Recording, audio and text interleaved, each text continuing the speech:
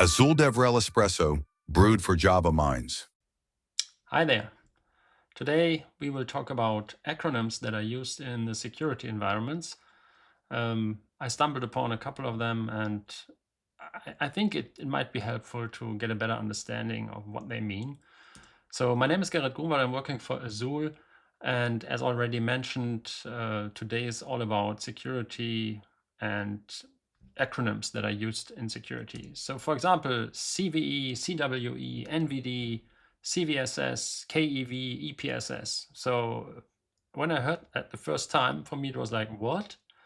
And especially in the US, this stuff is used everywhere, and you hear that and you have no idea what it means, right? So especially if English is not your native language, then you have no idea.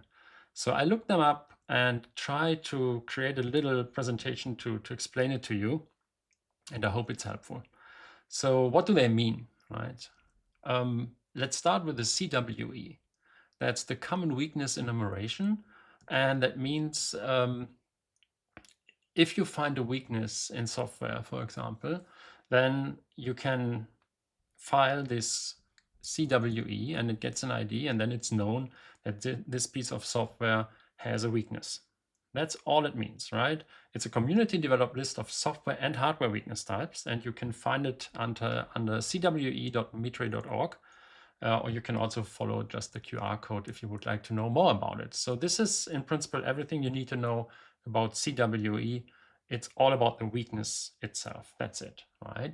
So if we take a look to the next one, which is the CVE, right? It's the common vulnerability and exposure.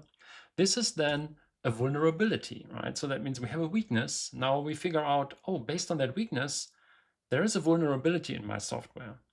And now you can apply for a CVE ID, and then the CVE ID makes this vulnerability publicly available, right? So that the program mission of the CVE program is to identify, define, and catalog publicly disclosed cybersecurity vulnerabilities. Okay, you can find it under cve.org, right? And there's lots of information about that. So if we take a look at, for example, Log4Shell, which is probably known by all of you, then this has a CVE ID, which is CVE 2021 44228. So that means if you talk to security experts, then usually they know this number, right? Because this is for them the key to all these things. And if you then look it up, the CVE ID, then you will find this kind of information, which is a lot. And you will find that in the NVD, and I will explain in a second what it is. So that means you will find information about the versions that has been affected by this CVE in Log4j. Then you will find about an information about the vulnerability itself. So like a little description. So what can happen if an attacker uses this vulnerability to exploit the system? And then a description like when it happened the first time, what version was the first one where it was disabled, and all these kind of things. So lots of information are made available with the CVE ID. And now we have the CVE ID, we also need some kind of a severity score, right? We need to know, is it really a critical vulnerability, or is it not that critical? So for this, we have CVSS, which is the Common Vulnerability Severity Score. And there are different systems. So the older one, which is the CVSS 2.0, has low, medium, and high, and its values between 0 and 10. And you already see that it's a little bit strange that 0 is already low, because in principle, there is nothing if it's 0, right? And for that reason, and for other reasons, of course, it was changed with CVSS 3.0. And in this one, we now have, first of all, 0 is none, and it starts with 0.1, which is low. And you see the categories here. And now, in addition to high, we also have critical. And then in November 2023, there was CVSS 4.0 announced. And I think in the meantime, it's already 4.1, but the scoring system is the same. So 3 dot whatever and 4 is the same, right? They have the same scoring system. To give you a better idea about the differences between CVSS 2.0 and 3+, you see this is the only difference, that they splitted the high region of CVSS 2.0 into high and critical. So now high is from 7.0 to 8.9, and then from 9.0 till 10.0, this is critical. Right? This is the only difference. The rest is more or less the same, except low starts with 0 in 2.0 and then with 0.1 in 3.0 and above that. So if we take a look at the log4shell issue, or CVE, then the CVSS score was 9.3, which was high, right? And in 3.0 and above, it's critical, it's 10. So it's the highest possible impact, so to say, right? So now we have the CVE and we have the CVSS score, and this combination is stored in the NVD, which is the National Vulnerability Database. And that's a good thing. So that means we have a database that is hosted in the US and it's publicly available to everyone, where you can look up all the information, right? They store all the CVEs with their scoring. So you can look it up, and the information that I showed you before in the CVE, you can find it on the NVD, right, in the National Vulnerability Database. As you can see, it's a US government repository of standards-based vulnerability management data represented using the Security Content Automation Protocol. So also SCAP, which is the shortcut for that. Lots of acronyms in the US, terrible. But yeah, that's the way it is. So we have to learn that stuff. Leads me to the next one, which is the so-called KEV. So we saw already we have a weakness, and then we have a vulnerability, maybe based on that weakness. And then this vulnerability now has a score, so we know, oh, it's critical. But if this doesn't mean, just because there's a vulnerability doesn't mean it was exploited yet, right? It only means someone found this vulnerability, and that's it. And it's publicly known. So you can do something, right, to fix it. But if someone exploits a vulnerability, then that means there is an existing exploit for a CVE. Then this will be monitored, right? And then they put it in the KEV catalog, the known exploited vulnerabilities. It's a list of CVEs that have been exploited, right? That means these are really critical things, because if you have a CVE with a critical score that was exploited, then you really should take a look at it, right? So the KEV is hosted by the CISA.gov. It's also government-based. And in principle, the KEV catalog helps to prioritize the work on CVEs.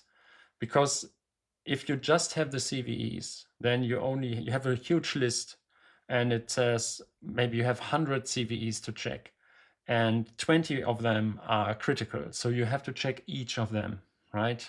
And make sure you're safe.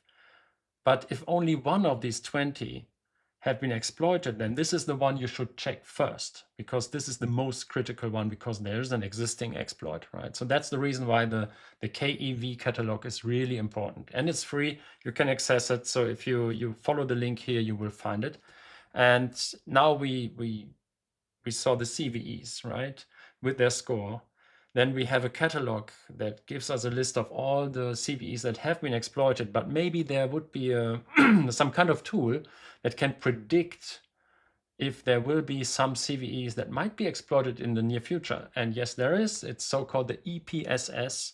It's the Exploit Prediction Scoring System, and it's quite new. And the idea is that on a daily estimate, right, they try to estimate the probability of an exploitation, right, for a CVE within the next 30 days. So they give you some kind of, the probability is 98% that this CVE will be exploited within the next 30 days. That means, again, it helps you to prioritize your list, because if you have KEVs, then you know, okay, here are exploits, they are already in the field, you have to check them first. And then the next step should be, check if you have some CVEs on your list that have a high EPSS score, because this should be the next ones you check, right? And all the rest you can check later. So this is the idea. It's all about prioritization of your list you have to work through. Okay, so now we saw all these acronyms. how are they connected? I mean, I tried to explain it already, but let's take a look again. So it all starts with a weakness, right? So that means you find a weakness in software, for example, and then there will be a CWE created for this weakness. And then based on this CWE, you find a vulnerability in your software probably, okay? So then you can apply for an CVE ID and it gets a CVSS score that is calculated, or it's not calculated, but there are specialists that work on this system. They try to give this a reasonable score, right? Because they have an idea what the impact of this CVE could be, and then they score it. And a CVSS score is only given once, and it will stay forever, which is sometimes a problem, right? If you have older CVEs, then they might have a score of 10, which is critical, but maybe they are 5 years old and they are still critical, but maybe the fix is already also 5 years old. So usually it's not in the field anymore, but it might appear on your list, right? So this is something that some people criticize on the CVEs with the CVSS scoring. But nevertheless, so we have a vulnerability, we have a CVE ID with a CVSS score. This will be stored in the NVD database and now is available to everyone. Everyone can check for these CVEs now. And now if there is an exploit of this specific CVE, then this CVE gets onto the KEV catalog, right? On the catalog of known exploited vulnerabilities. And then there might be an attack, right, of your company.